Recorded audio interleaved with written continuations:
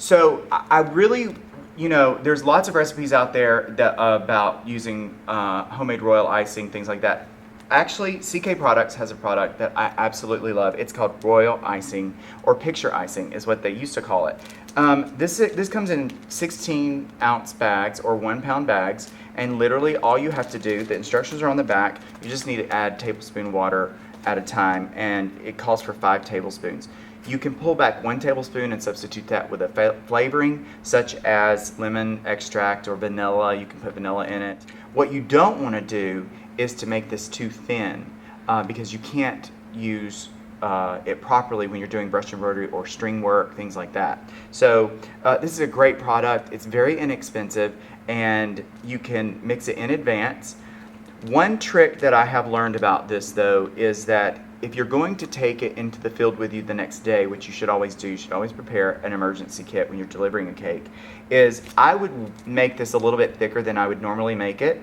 If you're going to put it into your piping bag, you're going to put it in your piping bag and then you're going to put a damp paper towel on the end of it like this, and you're going to put it in a Ziploc baggie, and it's ready to go in your kit, and it can stay overnight. Now, don't make it the consistency that you would use it for that day, the next day out in the field, if you have to use it to put a border on a cake that you're going to set a layer up there, because it thins down the longer it sits. So I would make this extra thick if I'm going to make it for the next day, and that way by the time you're ready to use it, I would test it before you use it on a table surface or something, and then it'll be ready for you to use. But it will break down the longer it sits in your bag or in your bowl. You can reconstitute it. You always want to mix royal icing in a glass or a stainless steel bowl, because if there is any oil residue on your container, it will break it down as well.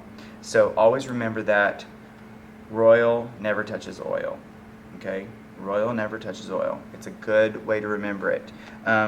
Glass bowls are the best, in my opinion, to mix this with.